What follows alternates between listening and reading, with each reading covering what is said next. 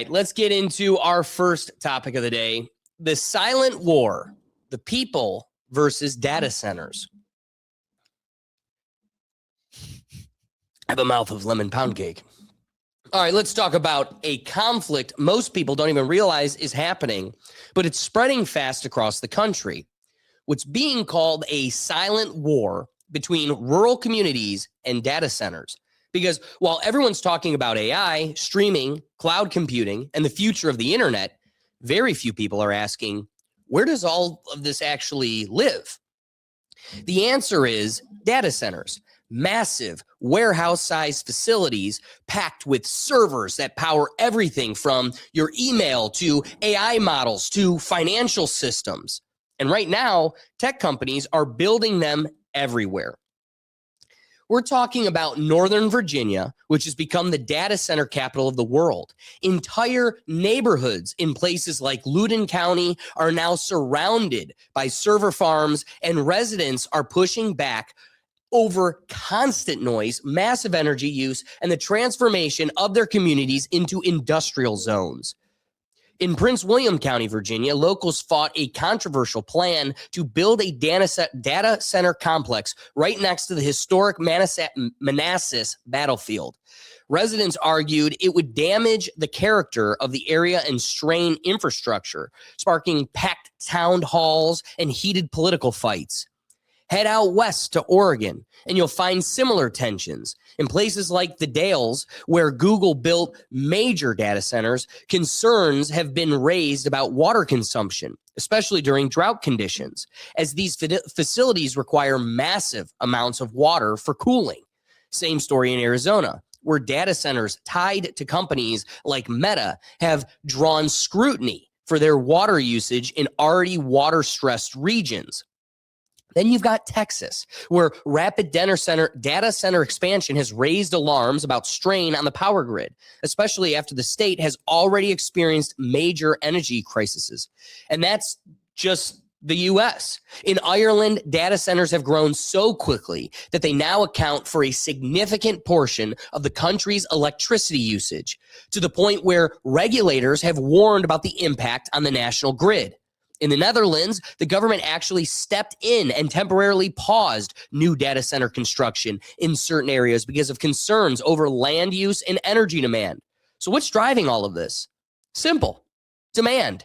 Every AI query, every video stream, every cloud backup, it all runs through these physical machines. And as AI explodes, the need for data centers is growing exponentially. But here's where the tension comes in. To tech companies, these facilities are infrastructure, the backbone of the digital economy. To the people living next to them, they're loud, power-hungry industrial complexes that take up huge amounts of land, consume massive amounts of electricity, use enormous quantities of water, and often bring fewer long-term jobs than traditional developments. That's the disconnect, because the benefits of data centers are global, but the costs are local. You get the convenience of the cloud, but someone else gets the constant hum of cooling systems outside their backyard. Their bills doubling, tripling in cost. You get AI tools and instant access to information, but someone else's power grid is being stretched to support it. And that's why this fight is becoming more visible. Communities are starting to show up at zoning meetings. Local governments are being forced to reconsider permits. In some cases, projects are being delayed, scaled back, or outright rejected. Not because people are against technology, but because they're asking a simple question. Who decides what gets built and who has to live with it? Because this isn't just about data centers. It's about the physical cost of a digital world and the reality that the internet isn't floating in the cloud. It's sitting on someone's land, drawing from someone's resources and reshaping someone's community. And that's the silent war. No headlines, no front lines, just a growing collision between the future of technology and the people living right next to it. And, we talked about Texas, Oregon, Virginia, all over the country. This one hits home closer to Ohio. First, take just a look at this image. I mean, right now, Virginia is the data center capital of the world. The future plans is to take over all the cornfields in Ohio and switch them into taking on that territory, being one of the data center capitals of the world. Here is Columbus just about 30 years ago, 40 years ago. Nice. In not even half a century, look what we were able to do for the sake of data centers. Completely eradicated. And this is just the beginning, right? Yeah. So where farmers are under attack, like Sean Ryan, I saw a podcast this week. He had a farmer on.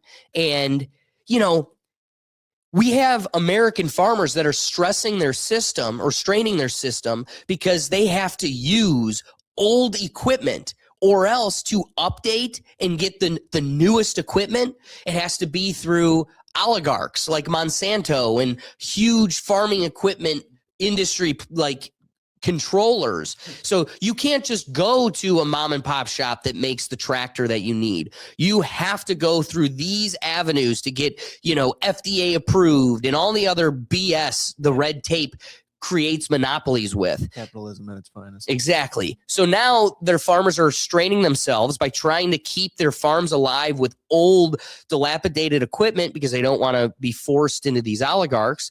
On top of that, over 100,000 farms have closed just in the last like year and a half.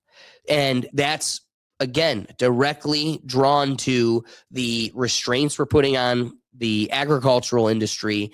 You know, there was another story I saw that folks, like, they can't gauge how much they're selling their products for.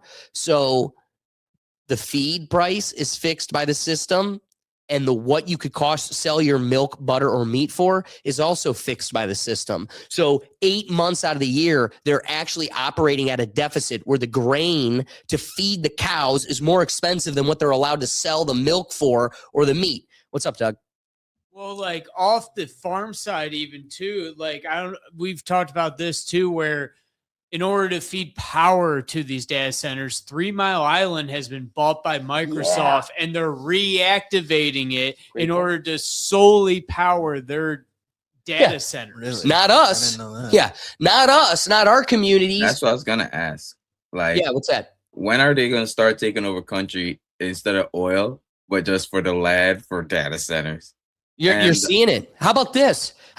Do you know one of the largest real estate owners in the country is McDonald's?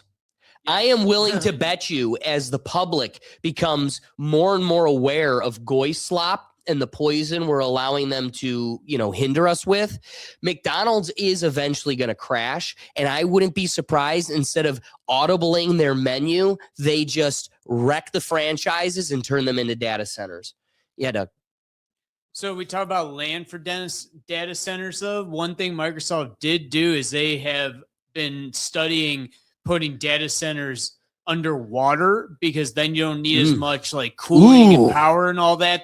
It's naturally cool down there, and you just attach it to all the undersea water cables. Wow. So they had been doing that and practicing that for a while, and that's probably because they realized you're running out of that space for these data centers. So they've been doing that. I did see that before. That's fascinating. The other thing about water is, like, they're taking water from I seen this in Florida. They're taking water from places there's shortage of water, and it's not like the water goes back into the reservoir or anything like filters, right? When it goes in there, it evaporates, so it never comes back. Yep. So it's like, you know, so it's just gonna rain like, you know, 50 miles east is just cooked. So, and it goes back to your topic that you had a couple weeks ago, like a month ago, cloud seeding with that smart kid. So right, if you put that together, and they, you know, they're gonna have all this is like connecting, and I bet it's the same companies that has stake in every little pot. You think that would be funny if the data centers are also the cloud seeders? They're just, you know, it's just ran by the guy with the mullet. Yeah, exactly. Nice.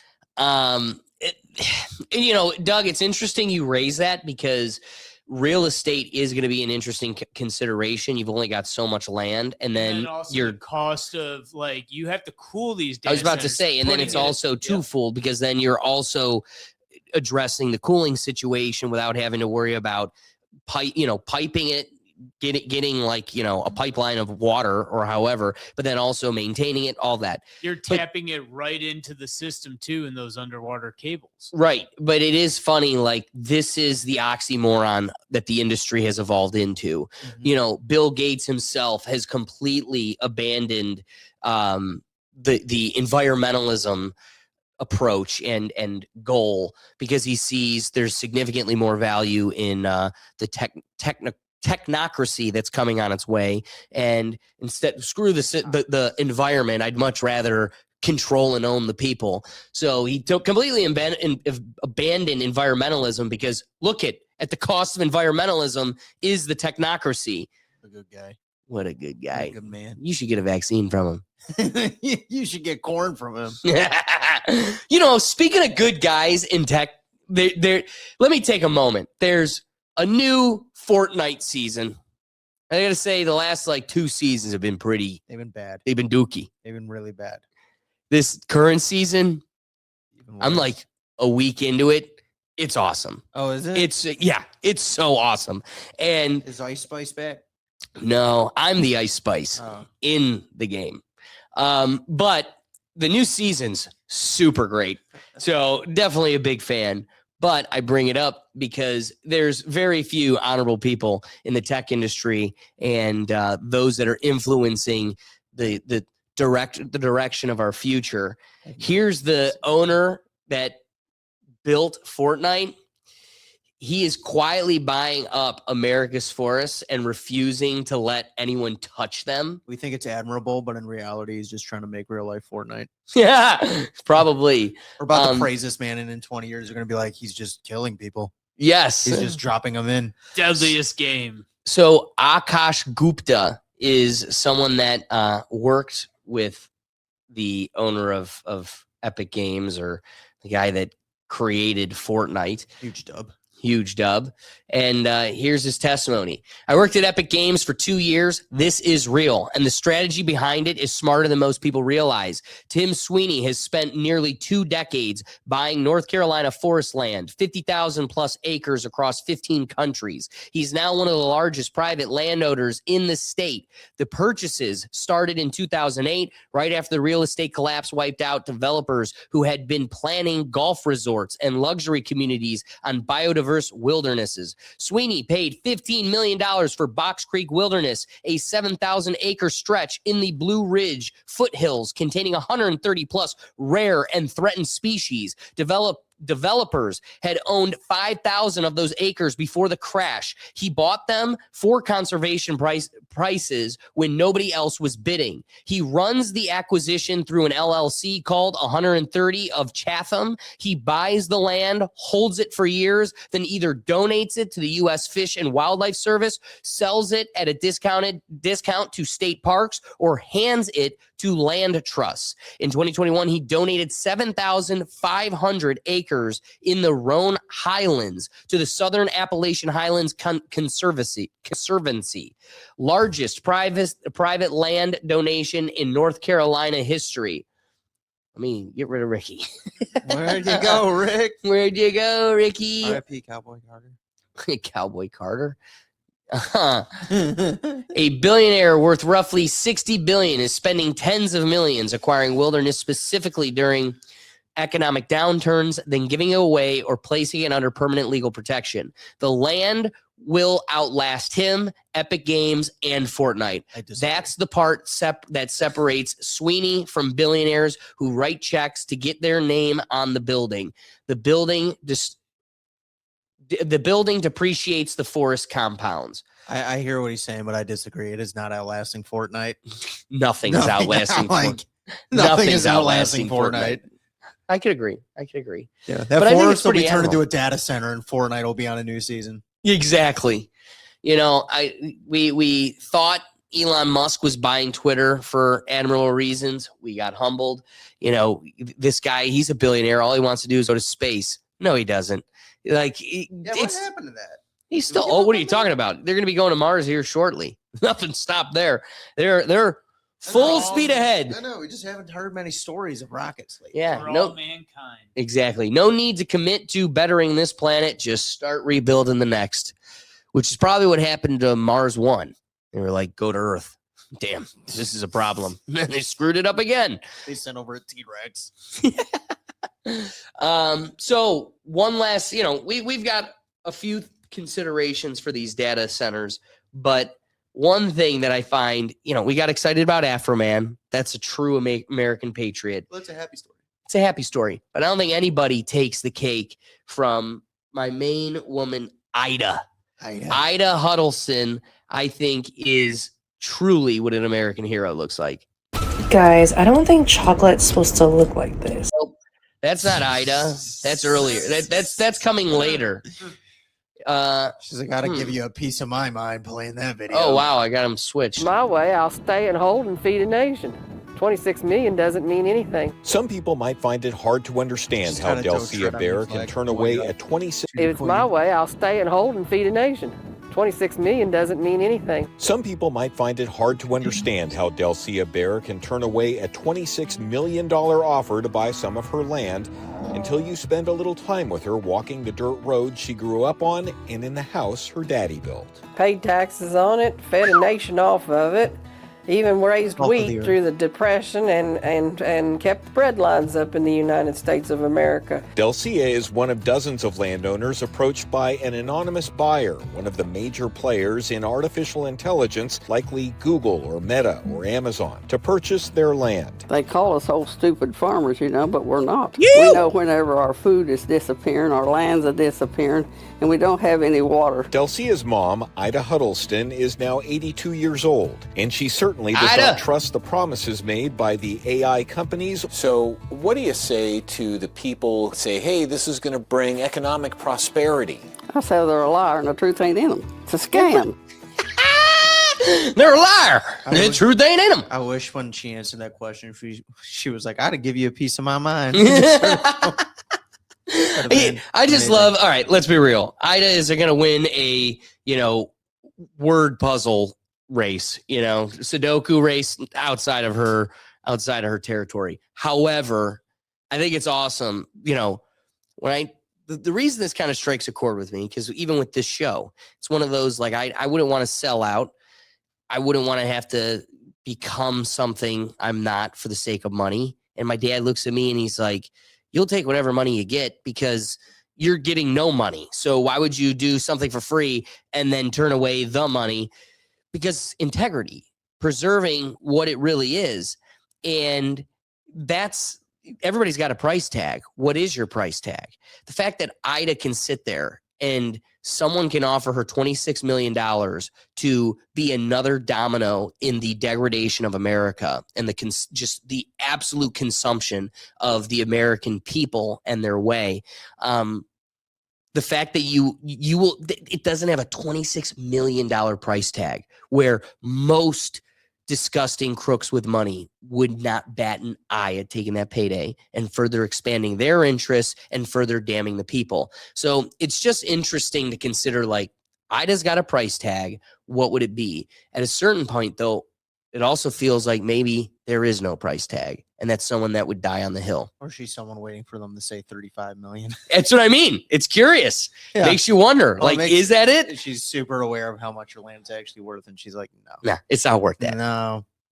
35 we I'm could 82. talk. What am I going to do with the money now? That's what you hope it is. Yeah, It's I one of would. those like, nah, I'm dying with it. And Yeah, this isn't a young woman farming anymore. She's like, I made a career out of this. Why would I give up now?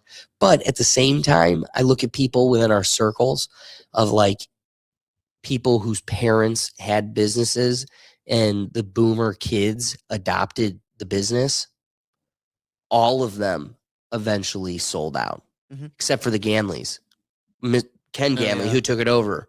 There's also 4 other siblings that bought out. Yeah. So it's just funny, like, yeah, Ida might hold the line, but it's even less likely that the next generation does the same thing. Oh, yeah. I mean, you got to want to do it. You got to want to farm that land. You got to really have it in your DNA. Which, again, going back to that most recent episode of Sean Ryan's podcast, where this farmer, his dad, grandpa ran it, dad sold it. He went and bought it back, and the developers cleared the whole land for development. So based off of pictures and everything else, they built that thing board by board, and he rebuilt his family's farm. So again, like you said, you got to want it. And it's crazy. Your dad didn't. He took the payday, but you want to live that lifestyle. Your father. That's rare. Your father took the payday so you could buy this later. Yeah, at higher cost. Yeah. Good- See, I good don't, move. I don't think our buddy who has that family land, like if it was up to him, I don't think he would sell it. But I would worry about his parents wanting to sell. Wait. The land is nothing. They're not cultivating on that. They are actually. I will say they And do it's a rent out family land, though. mild it's worth farming. a lot more if they sold it right now than if they kept it. But I think our friend would keep it. I'd worry more about his parents. Yeah, wanting exactly. to. Right. I also think he would when push came to shove after enough time. But definitely his parents, because they are the ones that they're selling the business. The land they will keep because they're living on it. But even then, that isn't a business. It's just an interesting concept that, these are the front lines. We're experiencing that first collision between the future of the digital world that wants to consume our current present world. And who would have thought the front lines are salt of the earth Kentuckians like Ida sitting in her living room going, take it from I me. feel like that's always going to be how it's going to be, though. I It's hope gonna so, yeah. End up just being salt of the earth people are refusing Until to give in. until the government decides to eminent domain the land. It's either That's that- going to It's happen. either that or, like you said, the next generation just gives it up. Right. I think that's what it's going to be. Well, and that's the problem Yeah. is there will be the last of the Mohicans Right. where it'll Last just of the itis. the last of the Idas, Mhm. where it just slowly, a couple Idas hold out, then even fewer next of kin of Idas hold out, and then even fewer grandkid of Idas hold out, and then just until there's the final Ida. Grandchild of Ida. And then So- Trump on his 5th presidency goes, "You're out, Ida," and kicks her. You're fired. You're fired.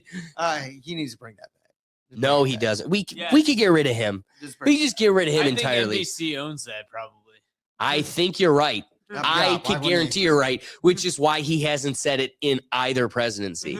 I can almost guarantee you, which is weird because how do you stop me from saying Well, a tagline? To be honest, for the longest time, The Apprentice was gone. After his first presidency, you couldn't watch anywhere. It's back on to stream now. It's back. It's back. It's back.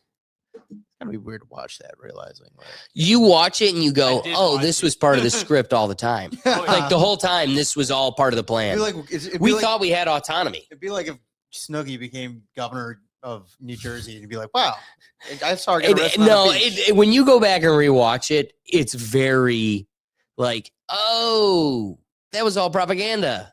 Like they created the president back then because this is a nobody that they made out to be. Like nobody, as in how many real estate developers are made out to be this royal empire of business? It's just, again, you have a memory of what it is. I went back and rewatched it like a year ago, maybe. You go watch an episode. I tried. I was like, let's see how many episodes, just 2-3 episodes in. You're like, Through a this season. is so propaganda. Like it is so, Was it entertaining at least? it's yeah, sure. The guy's as one of the much, greatest though. entertainers ever. That's what he is though. But you see, honest to goodness, with the lens and perspective of time, it views totally different. I might have to go back and rewatch them then. 'Cause Yeah. I've thought about it. I was like, I wonder how weird it is. Like, Oh, going back and it's- seeing it, and you're like, Every view, But yeah, like, this is every two-time view is president, money in like- Trump's pocket. Royalty. I don't really think could it's care like less that. on giving that at this point. Yeah, he's got all the pennies. Yeah. He literally took all the Like, pennies. The penny Don't doesn't give him exist your anymore. royalty. I'm keeping him fed. Yeah. He's a hungry boy. If that's the case, I'll go back and rewatch Drake and Josh so he can stop singing in Mexico. Only president to donate his income, though. I'll be honest. Yeah, let's start clapping. Hey, I do like that, though. I won't lie. Sure. It's Good for you. amazing. Only It's one not I taking know. our money. Yeah. Yeah. And then he uses his insider information to just totally grape us of all our dollars. But yeah. I'm glad he Is donated his daughter married too? $200,000. Oh, yeah, that's why I stopped caring. Yeah. Did he profit off of every decision he signed into law for the last year and a half? Yeah, I forgot. What politician doesn't, though? It's the problem. Yeah, no, not him. Done. He actually ran on not being that. That was actually like the whole premise is that's all of them. I'm not the swamp. Anyway, keeping us back on track. Happier thoughts. Speaking of data centers, you know, it is crazy to think my dad's an engineer. He worked with architects, engineering firms. This is what an office looked like back in the day. So prior to AutoCAD being developed in 1982, this is what an engineer firm looked like. Giant rooms full of giant tables, guys on top of each other, laying on desks. I mean, we're talking super, super fine details, all handcrafted, very intentional and detailed. Now, simple prompt into Grok makes what my dad and a fleet of a warehouse of humans did in, I mean, it'd take us 6 months to make the blueprints. Grok, nope, boom. What else you want? You want a swimming pool? I can put that in. You want your swimming pool in your Kraft mac and cheese factory? We could do that. What else do you want? A jacuzzi? A bowling alley? More cheese? The idea of a pool in a Kraft mac and cheese factory. Yeah. You're a genius. So good. So last little bit that I did want to address. Get this. Do you understand what just happened? A guy in Florida asked ChatGPT to sell his house. Not help him sell it, sell it.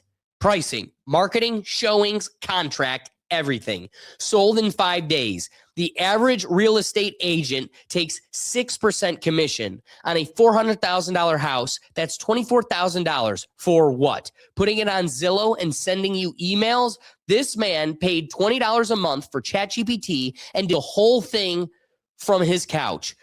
Real estate agents spent 20 years telling you the process is too complicated for normal people, that you need a professional, that the paperwork is too risky without them. It was gate kept. And a chatbot just kicked the whole gate open. Lawyers are next. Accountants are next. Financial advisors are next. Every profession that made you feel stupid so you'd pay them is about to get the same treatment. The middleman is dying, and it's not dying because AI is smarter than them. It's dying because AI proved you were always smart enough to do it yourself. You just weren't allowed to, or nor did you have the patience to actually get through it. But I just love the delirium of just like, oh, we're here. Real estate AI agents, here we are. And then the last bit. Oh, this is one. Did you realize after pouring $90 billion into the metaverse, Meta has announced that they're shutting down the V8 VR platform in this June. So it's crazy. That just never took flight. And really, it's because he's like, the headset thing, we never caught up to it. We're going to be plugging in behind your eyes before I could convince everybody to get a He headset. had something plugged into his eyes. He's like, I was wrong. No, Alex, the Futurama episode where the iPhone is literally put into your eye is about to come true. Yeah, that's what I mean. He saw it coming. He's like, I am not even going to try to convince you to wear a headset. I'm going to be plugging in behind your head. All right. And the last part, because I want to bring it to Ohio, rural Ohioans seek data center constitutional amendment. A group of rural Ohioans are pushing to block the construction of data centers larger than 25 megawatts across the state by changing Ohio's constitution. And truthfully, I can only hope that they succeed because you are about to see your energy bills skyrocket. Well, Alex, that would be put to vote here. If they want to do a constitutional amendment, that would be put into vote. So we'd be voting on that then here. So you'd have your say on that. Hey, Doug, I don't know if you saw, Ricky's got some comments for you. Doug, you should use ChatGPT to buy your house. But then Randy wouldn't have an excuse to kick I it. kind of want to give my friend the commission. Oh my God! you know? If you did that to Randy, yeah, Could you imagine? You'd be written out of the will. Yeah, dude. I forgot about Randy. He's My literally- fault. There's no will for Randy. If anything, he's in my will. I'm the only one who's prepared for the future. I just love that Doug is a what's it called? A not a what your pair? You're what to his kid? No, Uncle? no, you're not his uncle. You're not their uncle. I am their uncle. No, you're not. What are you?